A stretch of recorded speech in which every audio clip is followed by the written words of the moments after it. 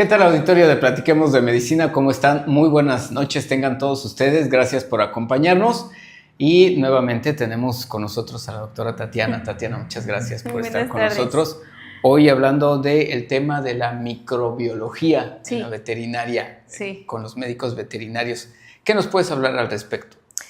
Pues bueno, yo creo que como temas de microbiología, que precisamente como lo dice su nombre, pues es precisamente el estudio, al menos en la parte clínica de pequeñas especies, de todas esas bacterias que nos pueden estar generando enfermedades de múltiples signologías, y al final del día sí cobran relevancia, sobre todo para aquellas bacterias que son zoonóticas, es decir, enfermedades que se transmiten de los animales a los humanos. Entonces, sí hay mucho esfuerzo en mantener demasiado el control con este tipo de bacterias y más por la resistencia que pueden llegar a generar a cierto tipo de medicamentos. ¿Esto cómo lo podemos controlar, esta microbiota que pueden llegar a tener nuestros animalitos? En general, hablando de bacterias que sean específicas, por ejemplo, ¿no? de tracto gastrointestinal, por decir algo, hay cierto tipo de bacterias que siempre vamos a tener de hospederas naturales ahí en nuestro cuerpo, como lo son bacterias, hongos o cualquier tipo de componente de microbiota que tengamos en tracto gastrointestinal. Pero al final del día, si nosotros llegamos a presentar alguna enfermedad, no sé, que comprometa la inmunidad o que incluso permita el crecimiento de estas bacterias en la microbiota gastrointestinal, tenemos que identificar qué tipo de bacteria es el que está generando ese crecimiento inusual, o que incluso si no es habitual que esté dentro del organismo, pues saber qué tratamiento específico, que para bacterias sí tenemos que aplicar antibióticos. Contrario a lo que se piensa, muchas veces la gente cree que cualquier tipo de enfermedad viral tiene que llevar antibiótico, pero la realidad es que hablando de temas para uso de antibióticos, solamente cuando requerimos 100% por control de una bacteria, ahí es cuando se tiene que aplicar. De pronto sí, cuando tenemos enfermedades virales, se pueden dar tratamientos complementarios con antibióticos, pero porque seguramente alguna bacteria está generando o proliferando, aprovechando que el animal no tiene esa inmunidad suficiente para poder estar creciendo alocadamente. ¿Esto lo determinas como con un examen de sangre? ¿Con en un general, copro? sí, por ejemplo, a veces las biometrías hemáticas nos dan una ligera señal, sobre todo en glóbulos blancos, cuando se llegan a presentar enfermedades virales o bacterianas. No te dice 100% qué tipo de bacteria puede ser, pero te puede estar dando un indicio de que existe una enfermedad viral o bacteriana. Por ejemplo, hablando de de bacterias gastrointestinales, de pronto hacer un examen coprológico nos puede dar una idea de qué tipo de bacteria es, que volvemos a lo mismo. Para ponerle nombre y apellido a la bacteria, hay un estudio de laboratorio específico que se llama PCR, que es reacción en la cadena de polimerasa, que se identifica el ADN de la bacteria y nos dice es fulanito de tal, de apellido tal, ¿no? Y ahí sí, como para mayor precisión, se pueden estar desarrollando este tipo de laboratorios. La realidad es que son costosos, difícilmente tenemos acceso, al menos en la parte clínica, de poder estar desarrollando día con día un PCR, ¿no? O sea, ahí sí se hacen con laboratorios específicos de patología animal y de forma general lo que hacemos es que si es un parásito gastrointestinal, podemos estar en una muestra de popó, en una colecta con un coprológico, determinar el microscopio qué tipo de bacteria es, ¿no? Si de pronto son redondas o tienen forma, no sé, específica, algunas tienen forma de raquetita, ¿no? O sea, como por esas características morfológicas te puedes ir dando una idea. La otra es que, por ejemplo, si es algo respiratorio, pues dentro de las primeras bacterias que podrían estarte ocasionando problemas respiratorios, pues pudiera ser bordetela, ¿no? Entonces, en esos casos ya nos vamos más enfocados a la parte de los signos clínicos que está presentando el paciente y pues sí, no está de más, de pronto también se hacen test de diferentes muestras de, no sé, por ejemplo, puede ser de nariz, exactamente, de estas secreciones, como lo son, por ejemplo, leptospira, que leptospira es una de las enfermedades zoonóticas altamente contagiosas y de muchísimo cuidado, que esta principalmente sí se transmite por secreciones. Entonces ahí sí, cuando es incluso leptospira, que son enfermedades de reporte obligatorio ante Senacica o ante Zagarpa, te hacen, pues vaya, te piden colectas precisamente de estas secreciones para realizar el estudio del test y ver si es la parte bacteriana de leptospira. Se pueden hacer ese tipo de test, se pueden analizar en laboratorio, se pueden hacer cultivos también, que igual normalmente son ya en laboratorios más especializados. Ahora bien, esto hablando de un muy enfocado a la parte intestinal, pero las hay también cutáneas, sí. Que podemos encontrarlas en la piel o en los oídos tal vez. Sí, de hecho es bien común, sobre todo en zonas tropicales, que de pronto haya mucho pioderma bacteriano, por lo mismo. A veces hay pacientes que se predisponen, pero no tanto a desarrollar la bacteria, sino que volvemos a lo mismo. Empiezan con alguna lesión autoinmune, que de pronto, por ejemplo, nos ha tocado ver varios pacientes con problemas metabólicos como el hipotiroidismo.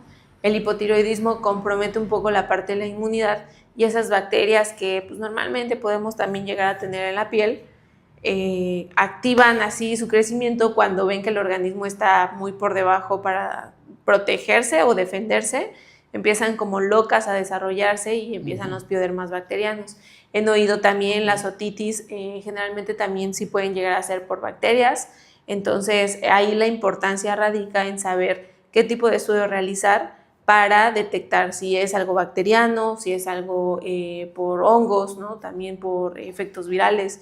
Entonces, al menos para la parte bacteriana, sí puede presentarse en tracto gastrointestinal, en vías respiratorias, en piel, en oídos, a veces nos ha tocado ver que incluso en las mismas uñas, o sea, sí, no es específico de un sistema como tal en el organismo, sino que cuando encuentre el ambiente propicio para desarrollarse, lo toma.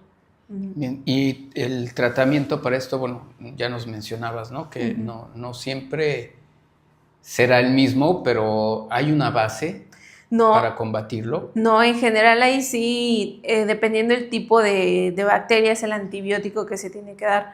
La realidad es que en la antigua escuela había antibióticos de uso muy común, como lo son la amoxicilina, la enrofloxacina, que ahorita ya están generando demasiada resistencia a los antibióticos, esas bacterias, porque justo como eran antibióticos que al principio la bacteria no respondía, más bien se controlaba con ese tipo de antibióticos, para todo mandaban el antibiótico amoxicilina o enrofloxacina.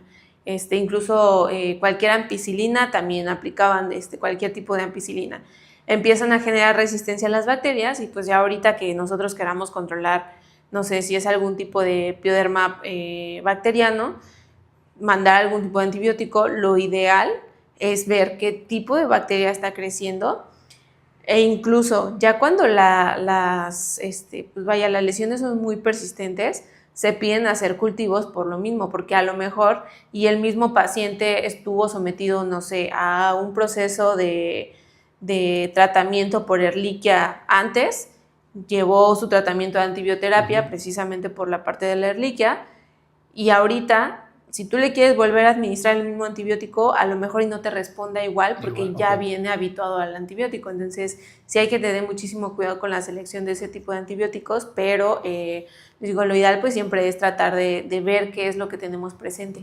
Y como lo mencionabas también, estar muy pendiente de si el animalito no tiene alguna otra enfermedad que pueda estar causando esa baja del sistema inmunológico que está haciendo que proliferen estas bacterias, ¿no? Sí. De hecho, muchas veces nos vamos con esa idea, se le llama visión de túnel, que luego a nosotros como veterinarios nos llega a pasar que cuando nos dicen es que vengo a ver a que atienda a mi perro o a mi gato, porque fíjese que le empezó a salir una lesión aquí, pero de pronto le ponemos violeta de genciana y se le quita y le vuelve a salir, se le quita y le vuelve a salir.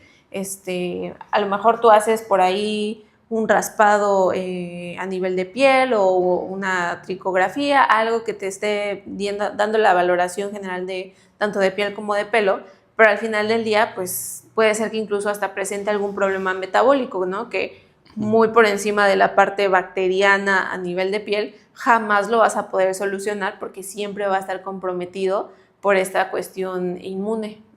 Así es, también sucede con piel cuando mandas de pronto shampoos dermatológicos, pero la piel pues mejora, pero de manera momentánea, ¿no? Claro, sí. Entonces hay que ver también la raíz del problema. Ahora, la zona tropical es más propicia, como nos dices, ¿no? Y más ahora con tiempos de humedad bastante altos. Sí, ¿no? sobre todo por eso, por la humedad. De pronto este factor, pues incluso a mí me decían mucho, es que igual aquí la gente se enferma demasiado por esa humedad, porque incluso en las casas es normal encontrar este moho en las paredes, ¿no? Y no quiere decir que eso vaya a ser lo que transmita la bacteria o el hongo hacia la mascota, pero al final del día pues es un ambiente que pues es como nosotros en invierno cuando nos acobijamos, la bacteria dice, ¡ay, qué rico!, ¿no? Entonces, al final del día siente el ambiente igual, siente que es propicio para poder desarrollar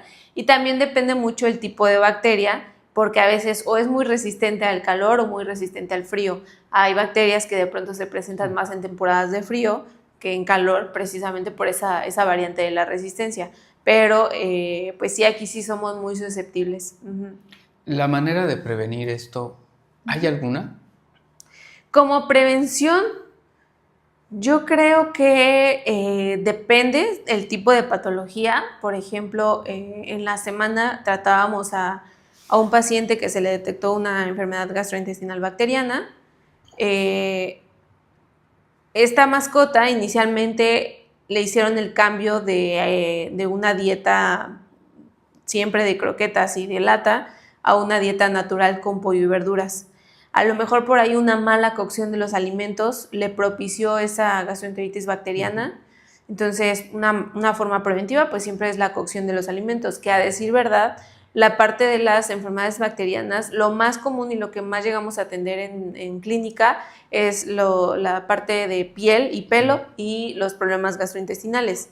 La mayoría de los problemas gastrointestinales de pronto son perros que comen papel de baño sucio o que consumieron alimento echado a perder, que le ofrecen alimentos crudos, ¿no? Entonces, tener como que estos focos de atención también es importante para la prevención. ¿Con el agua habría alguna También, sobre todo el agua estancada, sí. Okay. Para estar pendiente sobre todo en esta época y cambiar constantemente el agua, porque aunque sea agua purificada, claro, de pronto si se queda 2-3 días, pues ya se contamina, ¿no? Sí, totalmente. Entonces hay que tener mucho cuidado con todo esto y pues siempre estar muy, muy pendientes con los primeros síntomas que usted detecte algún cambio de comportamiento de su mascotita, pues es bueno acudir al veterinario, porque también de pronto decimos, bueno, mañana a ver cómo amanece y pasan 2-3 días y de pronto ya es más complicado para ustedes los veterinarios, claro, sacar adelante a los animalitos, ¿no? Sí, cierto. Sí. Entonces, a tener mucho cuidado. Te agradecemos mucho, Tati, que hayas platicado nuevamente con nosotros. Y también muchas gracias a ustedes y tenemos una cita el próximo martes a las 8 de la noche aquí en Platiquemos de Medicina.